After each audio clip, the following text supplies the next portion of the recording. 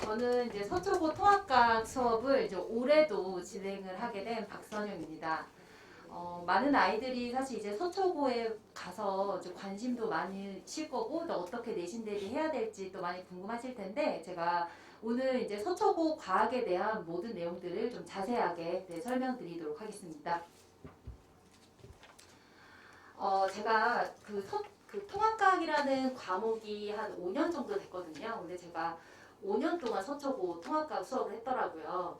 그래서 처음에 진행을 할 때는 굉장히 소수해서 진행을 했는데 지금 이제 많은 아이들이 이제 가인을 오고 있어서 저희가 이번 연도부터는 이제 3개의 반이 이제 개설이 되었어요. 그래서 이제 저와 이제 경정숙 선생님이 진행하시는 이제 통합과학 서초 심화반 그리고 이제 일반반이 존재하고요. 여기 그리고 이제 신세별 선생님과 명정 선생님이 진행하시는 서초고 일반반 수업이 있어서 이 수업은 서초 학종반이니까 서초고랑 좀 가까운 지역이거든요. 그래서 총 3개의 이제 강좌가 이제 진행이 될 예정입니다. 서초고 이제 시험 어떻게 이제 나올지 이제 많이 걱정이 되실 텐데, 일단 이제 문제 수는 좀 약간의 차이가 있기는 하지만 거의 이제 요 정도 수준의 문제 수로 이제 출제가 돼요. 근데 이제 보셔야 될 거는 서술형이 3문제다라고 생각하시면 안 되고 9문제라고 생각을 하셔야 돼요. 왜냐면 1-1, 1-2, 1-3 이렇게 해서 거의 한 문제당 3개씩은 문제가 딸려 있거든요. 그러면 어림 잡아서 생각한다 하더라도 9문제, 21문제, 30문제죠. 그런데 30분이에요. 이게 얼마나 짧은 시간이냐면 다른 학교 같은 경우에는 최소 40분은 줘요. 그리고 뭐 세화고, 서울고 이런 학교는 세화고나 세화여고는 50분이거든요. 근데 서초고는 30분이에요. 시간 압박이 굉장히 크겠죠. 한 문제를 풀 때 1분이 걸리면 안 돼요. 정말 말 그대로 술술 풀어야 돼요. 막힘이 없이. 고민을 하면 안 돼요. 자, 그러면 이제 어떤 문제들이 이제 아이들을 이제 등급을 가리게 되냐? 일단은 서술형 같은 경우에는 크게 까다롭지가 않아요. 보통 한 줄 정도 나열을 하거나 아니면 단답형이라서 뭐 제대로만 쓴다면 사실 서술형에서는 큰 감점이 없어요. 그런데 문제는 객관식에서 오답률이 높아요. 대부분 틀리는 게 객관식이에요. 근데 이제 이런 객관식의 문제들이 매우 어려워서 아이들이 틀렸다기보단 이 시험을 보고 만약에 객관식을 틀렸다면 아이들은 집에 와서 엄마 나 실수했어. 다 아는 건데. 사실 실수 아니에요. 어쨌든 우리가 보는 시험은 상대평가잖아요. 애들 줄을 세워야 되거든요. 그러려면 한 명이라도 더 틀려야 돼. 그래서 학교 선생님들이 정말 잘 짜여진 틀리기 쉬운 보기를 넣은 거고 너는 거기에 걸린 거야. 그래서 이 객관식의 오답률을 낮추는 것이 사실 등급을 올리는데 가장 중요한 부분이에요. 그리고 제일 중요한 특징 중에 하나가 다른 학교들 같은 경우에는 이제 통합과학의 물화생지 선생님들이 다 나눠서 4분이 들어가신다라고 한다면 서초고는 2분의 선생님이 들어가세요. 물리 1분. 그리고 나머지 화생지는 1분의 선생님이 가르치세요. 근데 이게 의미하는 게 뭐냐면 단순히 한 명의 선생님이 3개의 과목을 가르친다는 게 아니라 하나 문제에 3개의 영역이 나올 수 있다는 거예요. 그래서 융합형 문제들이 많이 출제가 됩니다. 자, 예를 들어서 한번 볼게요. 1학기 기말의 최다 오답 문제 1번 문제예요. 보통 이제 여기 통합과학을 배운 친구들이 여기 학생도 있을 테니까 자, 이 세포의 특성에 대해서 물질 대사에 대해서 이제 물어보는 문제예요. 그러면 이제 아이들이 보통 여기 표면적인 어떤 그냥 참고서에서는 세포는 물질 대사를 한다 이렇게만 배우죠. 그런데 여기 세포 소기관 하나를 찍어서 이게 물질 대사를 하냐라고 물어봤을 때 애들이 헷갈리니까 틀리는 거죠. 근데 가르치는 사람이 이런 것까지 사실 찍어줬어야죠. 서초고 특징을 안다. 자, 여기 문제를 한번 볼게요. 자, 이 문제는 그냥 가장 간단하게 포도당이 승화성 물질이냐고 그냥 물어보는 그런 문제예요.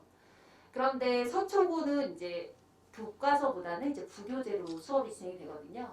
저기 구석구석 어디 구석에 애들이 어디 있는지도 모르는 그런 데에 승화성 물질은 아이오딘이라고 나와요. 그러니까 그런 구석구석에 있는 것까지 사실 공부를 했었어야 되는데 아이들은 이런 게 나오나?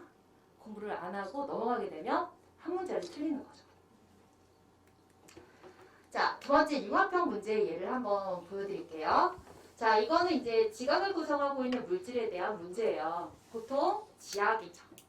그런데 여기 선지를 보면 이 원소에 대한 성분들이 단백질을 구성하냐 생명과학이죠. 자, 같은 죽의 원소이냐 화학이죠. 지학에 생명과 화학이 다 나와요. 이런 융합형 문제들이 출제가 됩니다. 자, 그럼 혹시나 뭐 이런 문제 그냥 쿨하게 한 문제 틀리면 되지라고 혹시나 생각을 하신다면 사실 이 결과를 보면 자, 이게 서초고 작년 결과예요.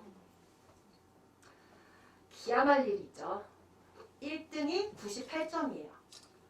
98점이면 한 학기 동안에 한 문제도 안 틀려야 돼요.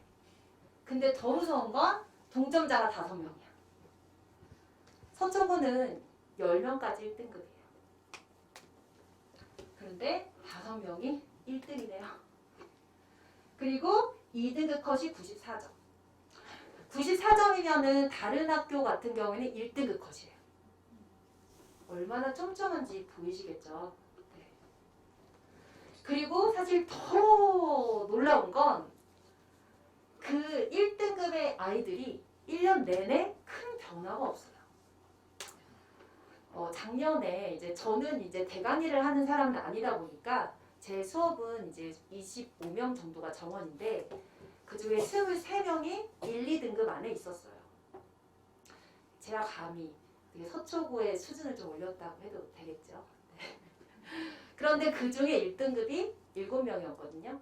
그런데 그 7명이 서로 등수는 조금씩 바뀌긴 했지만 다 1등급 내에 사실 거의 1년 내내 있었어요. 그러면 이게 무슨 얘기일까요? 처음 시험부터 들어가야 돼요. 무조건 1등 안에 들어가야 돼요. 그게 유지가 되는 게 그것도 되게 힘들지만 처음에 들어가지 않으면 더 힘들어. 한숨 쉬지 마세요.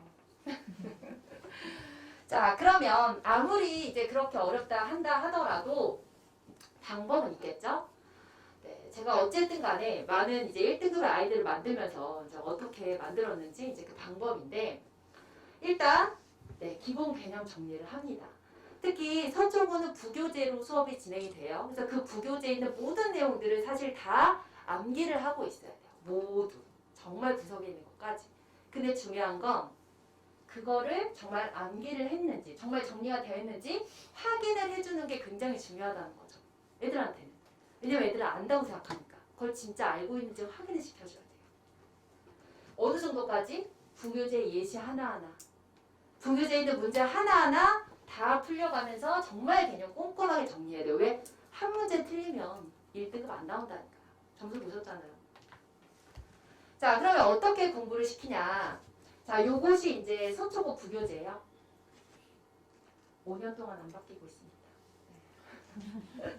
자, 이거는 제가 이제 테스트 보는 건데요. 이제 첫 주 이제 일단 서초고 수업은 서초고 부교재에 맞는 수업을 진행을 하고 그리고 이 부교재에 있는 내용들을 제가 이렇게 시험을 봐요. 근데 이 시험을 하나 볼 때도 일단 중요한 건 타임. 시간 내에 봐요. 이런 거 하나 본다 하더라도. 애들은 시간에 대한 압박을 잊으면 안 되거든요. 그러면 이렇게 개념 정리가 되면 자, 그 다음 자, 선생님들이 내는 그런 고도의 그 객관식 문제 오답률 높은 그런 문제는 어떻게 피할까? 자, 여기 한번 보실게요. 잘 안 보이실 수 있어요. 자, 여기 보면 이게 이 한 페이지에 1번에서 50번까지 있어요. 자, 이거는 제가 서초고 수업만 하는 것은 사실 아니기 때문에 여러 학교의 이제 문제들의 오답률 높은 선지들이 있겠죠? 그러니까 그런 것들을 다 변형하고 모아서 이 문제를 보는데 중요한 건 아이들한테 시간을 충분히 주면 풀 수 있어요. 그런데 이 50문제를 푸는데 걸리는 시간은 6분 30초여야 돼요. 근데 사실 이렇게 풀리고 한번 공부를 시키고 또 하면 애들은 사실 5분 안에도 더 풀어요. 공부가 되어 있는 거죠. 그래서 이렇게까지 사실 준비를 시켜야 그래도 등급이 잘 나온다. 자, 두 번째. 자, 그러면 서초고는 저런 문제가 나와? 어려운 거 안 나와? 아니요, 어려운 거 나와요. 어려운 것도 많이 나오고 특히 이제 EBS 기출에 있는 뭐 지원, 화원, 세원에 있는 그 연계된 내용들이 다 시험에 출제가 됩니다. 자, 예를 들어서 한번 볼게요. 자, 이거는 지금 서초고의 지구과학 문제예요. 자, 여기서 가장 큰 부분이 뭐냐? 어려운 문제도 나와요. 그럼 아이들이 제일 처음에 생각하는 게 그럼 물리화학이겠지. 물리화학 어렵게 나와요. 하지만 상위권을 생각을 한다면 그게 어렵게 나올 거를 예측하지 못하진 않았을 거라는 거죠. 대비를 했었어야 되는 거죠. 근데 허를 찌르는 건 뭐냐? 지학이 상대적으로 많이 어렵게 나와요. 지학이. 자, 우리는 모든 문제를 1분 내에 풀어야 돼요. 자, 처음 보는 자료 나왔어요. 당연히 못 풀어요, 애들. 그런데 이런 문제를 제가 풀리기 위해서 자, 이거는 제가 이제 아이들 모의고사 봤던 자료예요. 이미 여기서 한번 시험을 보고 자료 연습을 시켰는데 이 자료를 제가 어디서 가져왔냐? 네, 수능특강에서 가져왔어요. 혹시 댁에 가시면서 오늘 수능특강 사시는 거 아니죠? 제가 선별된 문제만 골라서 풀리니까 그건 저희 몫이거든요. 근데 애들 시간 없는데 애들 잡지 마시고요. 어쨌든 이렇게 어려운 문제도 사실은 많이 나온다. 그래서 대비가 정말 두루두루 많이 필요해요.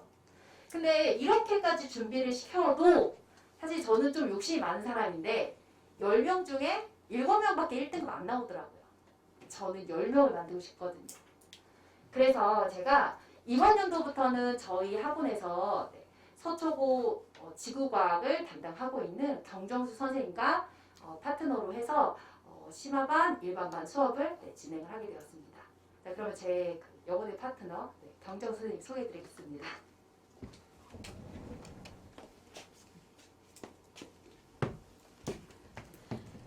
안녕하세요.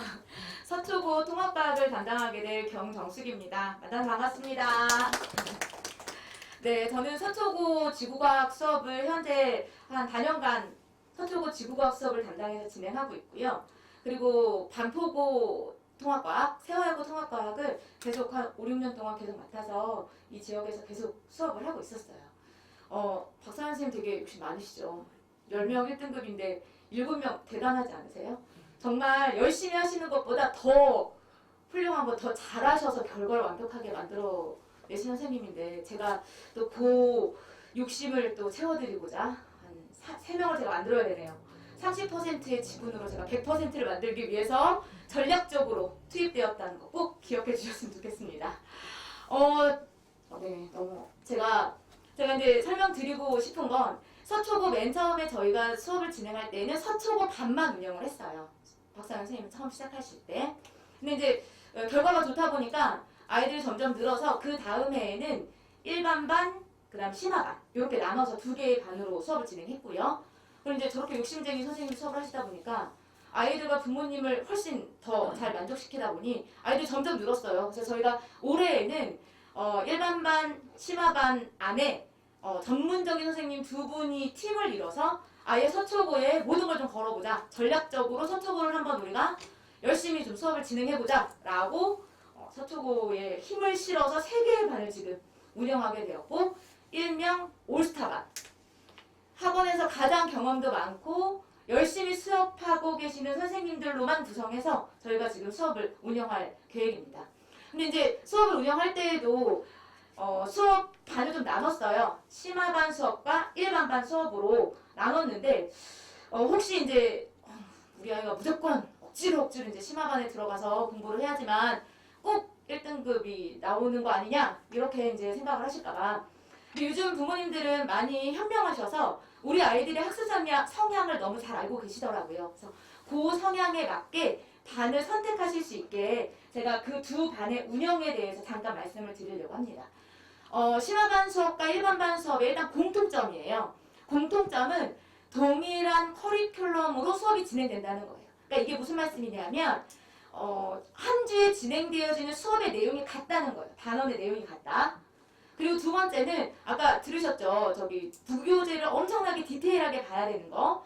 그 부교재를 디테일하게 수업 시간 안에 녹여내는 건 같다라는 거죠.